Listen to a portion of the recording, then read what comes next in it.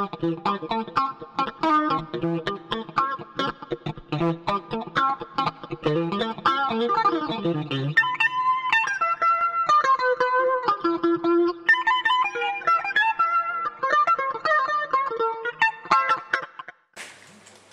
à tous et bienvenue donc à ces premières rencontres bretonnes des TIS et du e-learning. Donc ces premières rencontres, là, on les a faites un petit peu avec l'objectif de réunir l'ensemble des acteurs sur les nouvelles technologies pour l'éducation. Donc c'est un petit projet qui nous trottait dans la tête depuis 2 ans. Et puis comme je disais tout à l'heure, on a fixé une date et quand on fixe une date, on arrive un peu plus vite à mettre les choses en place.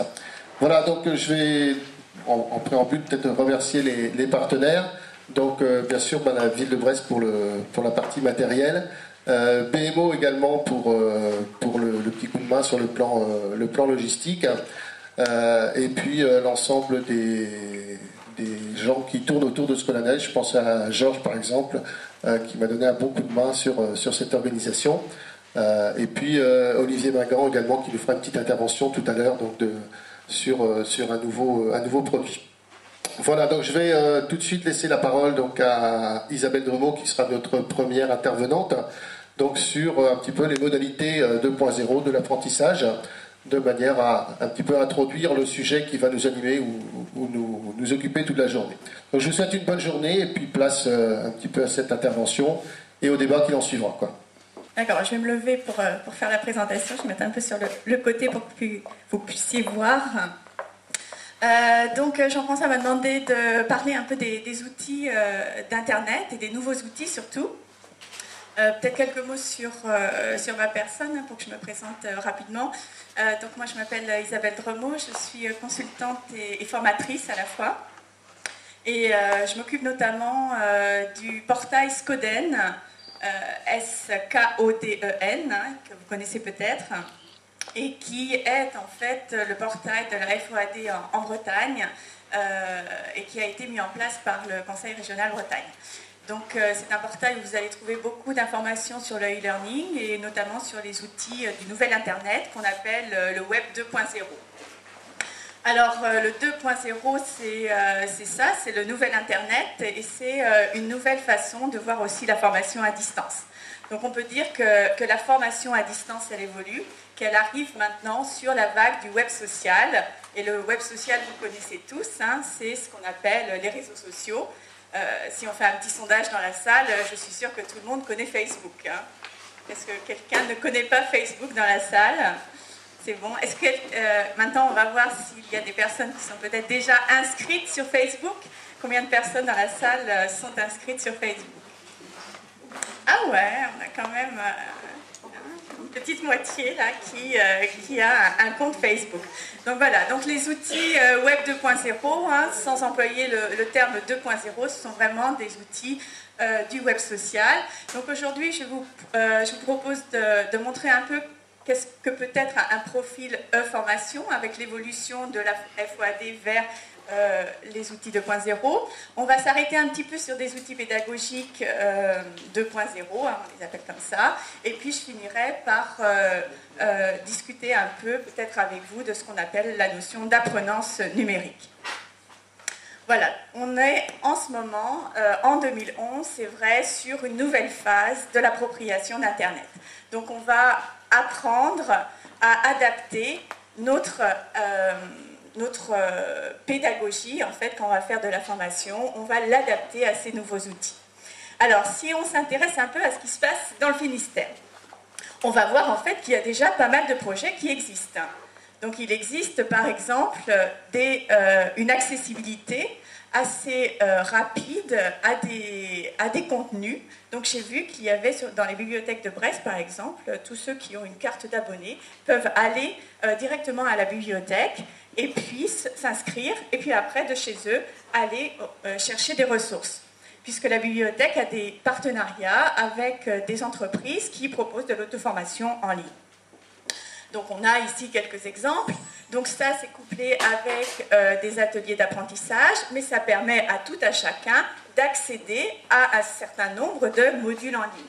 Donc bien sûr, ici on est là sur de l'auto-formation pure. Hein. Ce sont des personnes qui ont envie d'elles-mêmes d'aller chercher cette formation et qui vont pouvoir le faire d'une manière presque gratuite.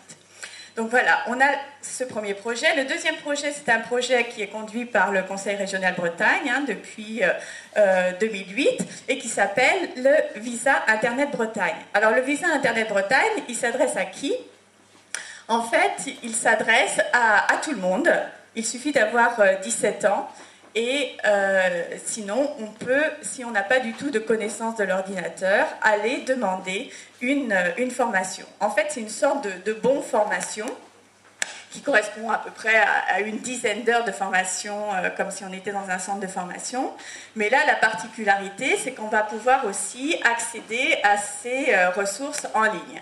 Ça veut dire que lorsque la personne, l'apprenant, le stagiaire va aller dans le centre de formation et suivre sa formation, il va avoir aussi la possibilité d'accéder aux ressources à partir d'une plateforme. Donc ça, c'est proposé tout à fait gratuitement à tous les Bretons sur tous les départements. Et donc, il doit y en avoir 300, 345 qui ont été délivrés depuis 2008 dans le Finistère. Donc là, il y a tout un maillage qui se fait avec les différents partenaires régionaux qui sont sur place, donc les PAD, les centres de formation, qui délivrent et qui sont agréés Visa Internet Bretagne et qui permettent donc à tout le monde d'aller se former à Internet. Donc il y a un site, Scodenwiki. Le troisième projet, c'est un projet qui est un peu en marge aussi des systèmes normaux de formation. C'est un projet pour les animateurs multimédia. Donc ce projet, je voulais en parler puisqu'il est assez innovant. C'est un projet qui va se faire presque entièrement à distance et qui va utiliser beaucoup d'outils du nouvel Internet. Beaucoup d'outils comme les blogs, les wikis, qui sont des outils de communication où on peut poster des commentaires, où on peut échanger très facilement sans connaître l'outil informatique, en utilisant simplement Internet. Donc ça, c'est une formation Action qui a été mise en place par la ville de Brest. Je pense que Michel Briand pourra peut-être en parler tout à l'heure quand il interviendra, et qui permet de voir qu'en fait, les projets avec les outils 2.0 ne sont pas si loin que ça. Même ici en Bretagne, dans le Finistère, on trouve ce genre de projet et c'est vraiment accessible à tout le monde. Alors, ensuite, on va passer un peu plus au recensement des outils qui vont pouvoir définir un peu ce qu'on va faire en formation. Donc, le défi pédagogique, ça va être bien sûr pour tous les formateurs de repérer ces outils, quels sont les outils qui existent et qu'est-ce que je vais faire avec ces outils. Alors, il faut savoir que ces outils ont de nombreuses fonctionnalités, donc on peut les passer tout en revue. Je ne vais pas développer pour chaque fonctionnalité je pense que vous les connaissez, c'est cette idée de partage, d'intégration. On peut de plus en plus prendre une ressource, fabriquer nous-mêmes la ressource, aller l'intégrer après dans un autre blog, sur un autre site. Donc il y a une gratuité, on peut diffuser très facilement ces contenus, on peut aller les chercher, les récupérer, en faisant bien sûr attention quand même toujours aux droits d'auteur. Il ne suffit pas non plus de tout utiliser sur Internet, il faut faire attention à ça. Mais il y a cette disponibilité, cette facilité d'accès qui sont vraiment des caractéristiques de ces nouvelles ressources et de ces nouveaux outils. Donc le défi pour le formateur, qui va être qualifié de formateur 2.0, ce sera d'utiliser ces outils et ces contenus pour la pédagogie, pour faire une pédagogie efficace. Donc avec les outils, ça va permettre quoi quand on est dans la peau d'un formateur? Ça va permettre tout d'abord de s'affranchir des contraintes.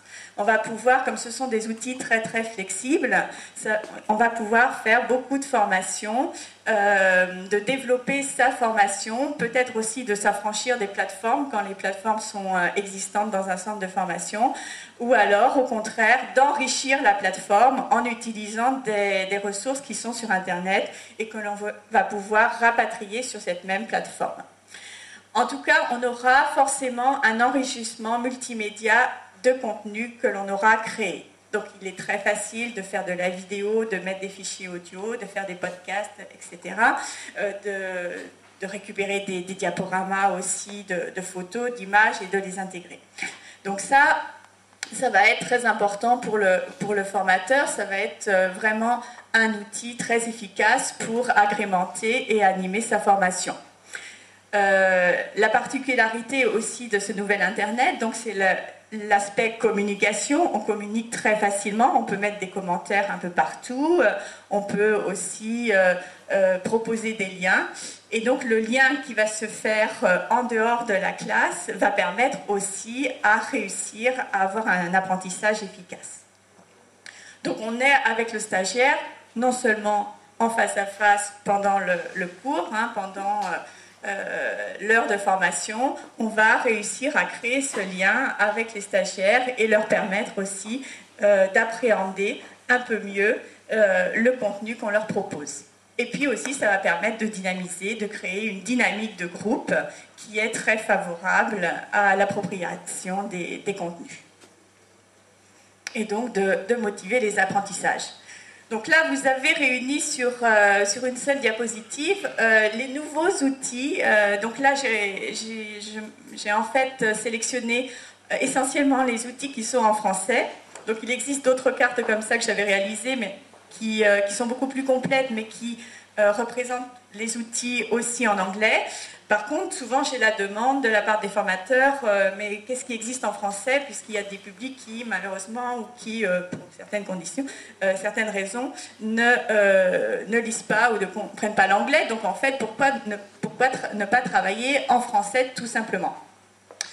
Alors, en faisant une recherche un peu plus approfondie, il y a une cinquantaine d'outils qui existent quand même, qui sont pour certains très connus, comme Twitter, ça existe en français, et qui vous permettent de faire beaucoup de choses, de partage, de diffusion et de communication sur Internet. Donc si vous voulez, par exemple, publier un document Word, un mode d'emploi sur quelque chose, vous pouvez aller sur le site de Calameo ou de Slideo, et là vous allez avoir très rapidement la création de ce qu'on appelle un e-book,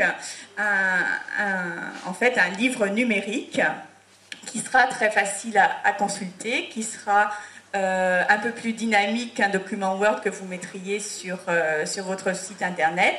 Et donc, ça va peut-être aussi permettre à vos apprenants d'être un peu plus impliqués dans leur apprentissage. Donc, tous ces outils qui sont là ont chacun, bien sûr, des fonctions, sont en fait utilisables pour certains projets pédagogiques bien particuliers.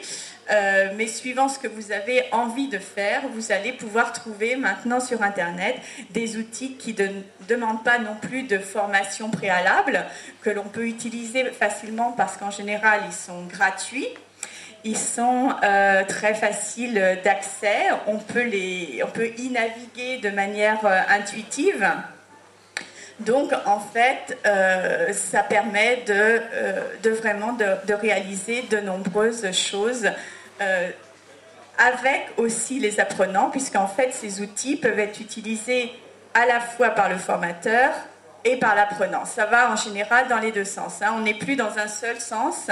Ici, il n'y a pas seulement le formateur qui crée, qui fait quelque chose, mais vous avez aussi la possibilité de donner des consignes à vos apprenants, à vos stagiaires, et vous pouvez leur demander de travailler avec ces mêmes outils. Donc là, vous avez un enrichissement aussi qui se fait de manière bilatérale et qui vous donne aussi une autre relation avec vos stagiaires. Donc il y a confrontation aussi de connaissances et enrichissement des deux côtés. Voilà, donc là c'était les outils. Donc maintenant si on passe du côté de l'apprenant, donc les outils vont servir à quoi ? Donc pourquoi il va s'intéresser à ces sites collaboratif en fait. Pourquoi en fait, ce qui va changer pour l'apprenant maintenant quand il va être confronté à ces nouveaux outils, à ces nouvelles expériences, c'est qu'en fait il partage des expériences authentiques, hein. Il va communiquer avec des personnes qui ont vécu quelque chose ou qui sont en train de vivre quelque chose. Donc cette particularité, ce contexte vrai va permettre aussi de développer leur envie d'apprendre, hein. C'est un peu, je ne suis plus tout seul à apprendre dans mon coin, je peux partager aussi avec d'autres cette envie d'apprendre. Donc les outils de 2.0 permettent cela, de partager des expériences authentiques et réelles. Donc il va acquérir indirectement aussi de nouvelles compétences, hein, celles qu'on va développer quand on clique sur un diaporama ou qu'on veut faire, par exemple, visionner une vidéo sur Facebook ou aller l'intégrer. Donc là, ce sont des compétences multimédia ou alors d'expression aussi quand on veut rédiger des commentaires ou des textes ou son opinion sur tel ou tel site. Voilà, il intensifie son rapport au groupe. Donc là, quand on travaille avec des projets, des outils collaboratifs. Et puis, ce qui est très intéressant aussi, c'est que le stagiaire est motivé par la publication sur Internet. Donc il y a cette reconnaissance à partir du moment où on publie quelque chose, on publie un texte, ou une ressource que l'on aura créée, il y a la reconnaissance par ses pairs ou par ses camarades ou par la famille, par les amis. On peut montrer ce qu'on a fait et donc ça c'est très important quand on est en phase d'apprentissage. Donc ces outils le permettent, ils permettent aussi de développer la créativité parce qu'on peut voir ce qu'ont fait les autres et on peut aussi s'aider de ces nouvelles idées pour faire d'autres choses. Donc ça c'est très très porteur. Et puis bien sûr la confiance en soi qui va avec la motivation de la publication d'une de ces créations. Et puis bien sûr on se responsabilise aussi par rapport à ce qu'on a diffusé. Alors la responsabilisation, ça demande aussi de la part du formateur d'éduquer les stagiaires et les apprenants à la diffusion du droit d'auteur, au droit à l'image. Bon, il y a tout un travail à faire en amont sur cette diffusion et pour permettre vraiment à l'apprenant de se responsabiliser au maximum. Alors, l'apprenant, on a vu que le formateur, il avait un certain nombre d'outils dans sa mallette. L'apprenant, il a une mallette encore plus grande que le formateur, parce qu'il existe encore plus de ressources qui sont sur Internet et qui va lui permettre de s'auto-former. Mais là, on est bien sûr toujours dans l'auto-formation quand il s'agit par exemple d'aller faire un exercice interactif qui peut être très très ludique, qui peut lui permettre très vite de réviser des structures grammaticales par exemple ou d'apprendre l'anglais. Mais on a aussi de plus en plus de communautés apprenantes. Vous connaissez peut-être des sites comme Bouzou ou Babel qui vous permettent d'apprendre les langues avec d'autres, de rencontrer des personnes qui parlent la langue maternelle et donc qui vous mettent tout de suite en situation. Donc là, ils vont travailler de manière collaborative et directe avec d'autres personnes et non plus être tout seul sur la ressource interactive. Donc on a plusieurs choses qui sont à disposition. Des modules e-learning qui sont pour certains d'entre eux un parcours à eux seuls. On a des exercices interactifs qui peuvent être très très ponctuels et qui sont souvent utilisés aussi par les formateurs. Ce qui est aussi une des caractéristiques du Web 2.0, c'est le développement de la vidéo. Il y a eu énormément avec le site de YouTube de vidéos qui ont été publiées sur Internet et parmi ces vidéos, on a aussi beaucoup de vidéos éducatives qui permettent à l'apprenant d'apprendre par exemple sur le management ou alors vous avez toutes les universités aussi qui publient leurs cours et qui permettent d'apprendre aussi et de suivre donc des cours en ligne.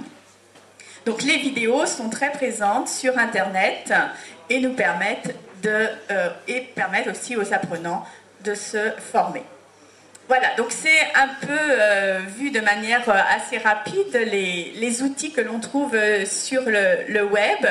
Donc maintenant, c'est vrai que c'est un challenge. Hein. Est-ce que vous êtes prêts, vous aussi, à utiliser ces outils 2.0? Est-ce que vous les connaissez? Est-ce que vous seriez prêts, si vous êtes formateur, vous aussi, à former ou à vous former à ces outils? Alors là, on va passer à un petit chapitre en fait qui va conclure cette présentation en parlant de l'apprenance numérique. Donc l'apprenance, c'est un terme qui avait été utilisé par Philippe Carré et qui remet en fait dans le contexte que l'apprentissage c'est un tout. Hein. Il faut vraiment prendre l'apprentissage formel, informel. Donc pour apprendre, il faut que ce tout se tienne. Avec le Web 2.0, on va être obligé de changer un peu notre manière d'apprendre.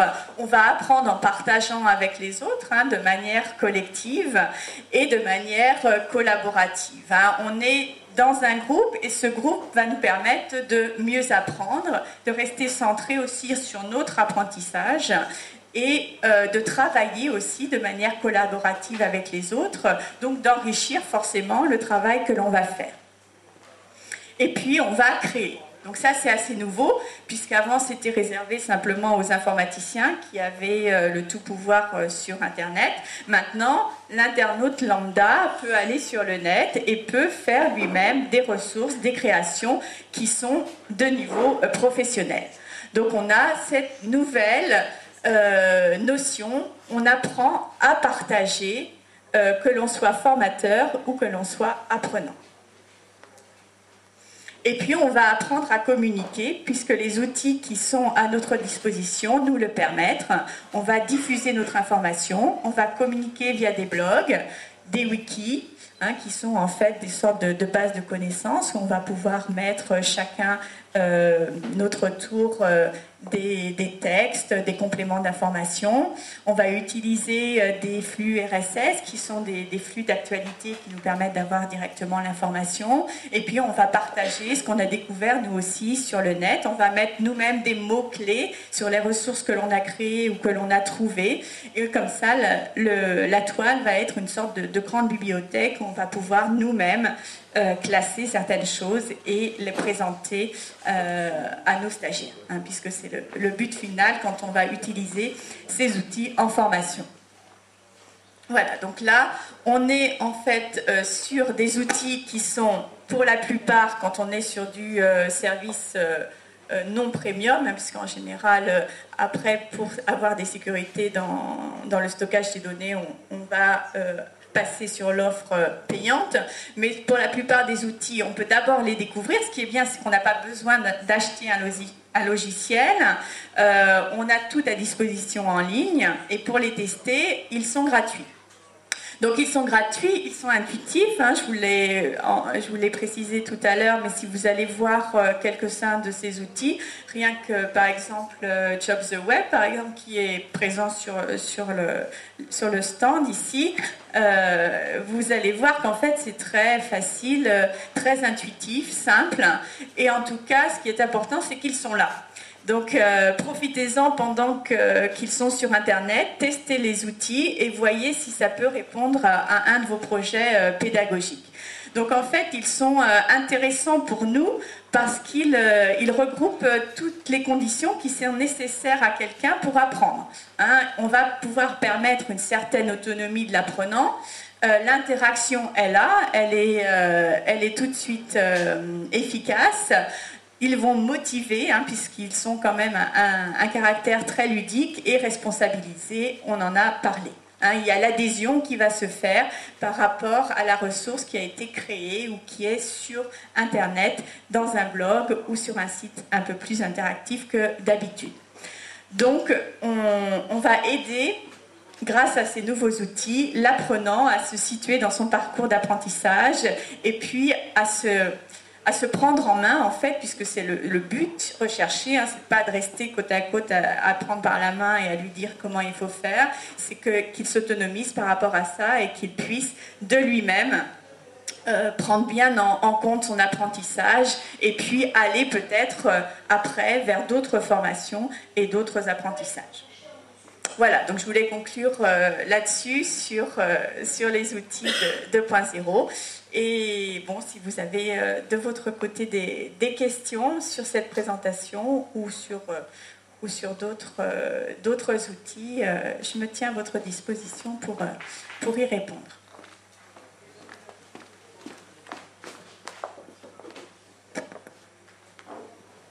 Oui, bonjour, juste une information complémentaire. Frédéric Bergotte de la ville de Brest. Par rapport aux différents outils que vous avez présentés, il y a un certain nombre de modules justement de présentation de ces différents outils qui existent aujourd'hui sur Internet. Vous allez voir, vous tapez Duo, DUO 2.0. Ce sont des modules qui ont été créés avec le soutien de l'association de l'accès public Internet créatif et la délégation aux usages de l'Internet. Et donc il y a une vingtaine de modules de présentation de ces outils, que ce soit tout ce qui a pu être une bonne partie de ceux qui ont été cités tout à l'heure. Et ils proposent également des scénarios d'usage, dans quel cadre on peut utiliser ces outils. Ils sont plutôt orientés pour les animateurs de l'accès public Internet au niveau des scénarios d'usage, mais tout un chacun peut découvrir ces outils. Et bonjour, Michel Nison, Société du Land. J'avais une question, c'est sur une de vos diapositives. Vous avez montré plein de noms de sociétés, et je m'interrogeais sur la dominance d'entreprises américaines et combien il y avait d'acteurs français sur peut-être une cinquantaine de logos qui étaient présentés. Alors j'ai soupçonné, je ne les connaissais pas, mais deux noms français parce qu'il y avait des E accent aigu dans le nom des entreprises, mais j'ai l'impression d'une dominance, enfin presque plus de 70 ou 80% de ce que vous avez présenté sur cette diapositive était d'origine américaine. Est-ce que vous pouvez confirmer ou commenter cette dominance anglo-saxonne ? Oui, je confirme tout à fait. Et là, on a eu de la chance que certaines entreprises américaines nous proposent aussi des traductions en français ou dans d'autres langues, en espagnol, en italien pour la plupart, mais en français. Mais c'est vrai qu'il est très très difficile de trouver des entreprises françaises qui proposent des outils de ce type-là. Et c'est vraiment dommage. Donc c'est pour ça, moi j'ai eu beaucoup de mal déjà à regrouper sur une diapositive des outils qu'on puisse utiliser en formation, parce que les outils que je vous présente là, c'est vraiment à l'usage de la formation. Bon, il en existe d'autres pour de réseaux sociaux, des choses comme ça, mais là c'est vraiment pour les formateurs et pour s'en servir en formation. Et donc, pour avoir des produits vraiment 100% français, c'est très très difficile d'en trouver. Et donc, c'est vrai que ça, c'est un manque. C'est un manque parce que dans notre milieu, on nous demande des outils français qui puissent répondre et être utilisables très rapidement, quoi. Je précise que Jade Web est 100% français et que 95% des utilisateurs sont américains. Donc, les Français peuvent utiliser l'américain et puis on aimerait bien gagner des utilisateurs français aussi. Je voulais faire une deuxième remarque par rapport à ce que vous dites et cette diapositive. C'est un deuxième élément de réflexion. J'ai trouvé très intéressant tout ce que vous disiez sur l'apprenant qui est producteur de ses propres ressources pédagogiques. Et ça m'a rappelé toute la mouvance depuis le plan informatique pour tous, pour les plus anciens, que moi je ne dénigrerais pas à titre personnel parce que ça semait des graines que l'on peut voir si on examine attentivement 20 ans ou 30 ans après, mais une informatique assez libertaire et en même temps la promotion d'acteurs américains qui ne sont pas neutres en termes de modèles et qui positionnent plus l'utilisateur en consommateur qu'en producteur. Donc est-ce que vous voyez une ambivalence entre ce modèle anglo-saxon qui, quand même, les Facebook, les YouTube, positionnent l'utilisateur en consommateur de ressources des autres, et puis tout ce modèle qui est quand même typiquement français depuis le plan informatique pour tous des années 80, qui essayait d'avoir une informatique où l'utilisateur était vraiment libre, n'était pas simplement un simple consommateur. Oui, mais là, on peut voir aussi qu'avec ces outils-là, en fait, l'internaute, qu'il soit apprenant, qu'il soit formateur, va pouvoir créer à son envie. Hein, si je prends un outil qui n'est pas sur le tableau là, mais qui s'appelle Glogster, qui vous permet de faire posters, merci, des posters multimédia. En fait, bon, c'est une entreprise américaine qui a le site, mais le poster, vous allez le créer avec les outils qui vous sont proposés à votre propre modèle. Donc, en fait, la création, elle va rester pour vous, et là, vous n'allez pas utiliser d'autres modèles. Quand on tombe quand on regarde des réseaux comme Facebook, bon, c'est sûr, là, on est sur un modèle très américain.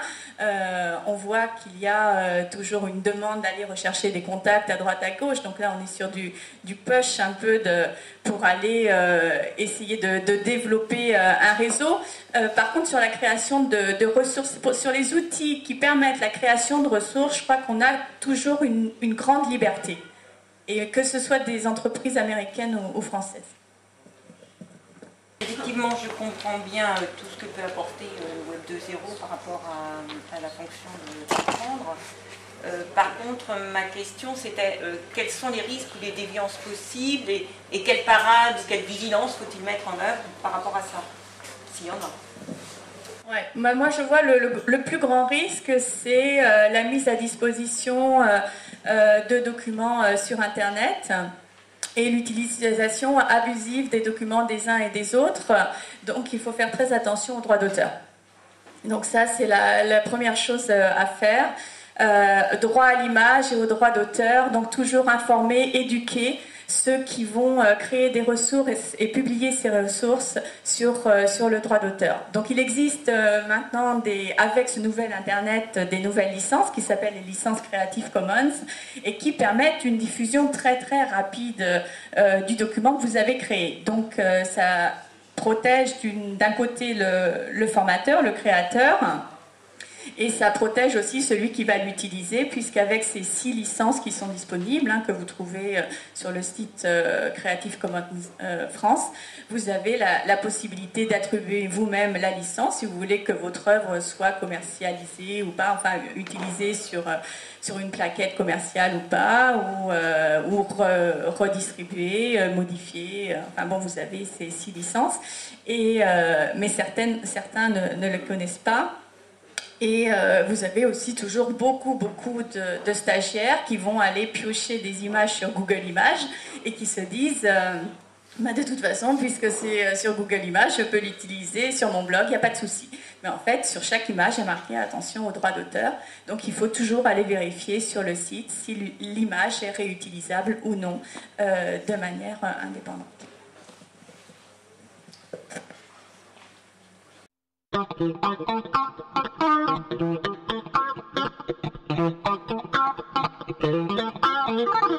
you.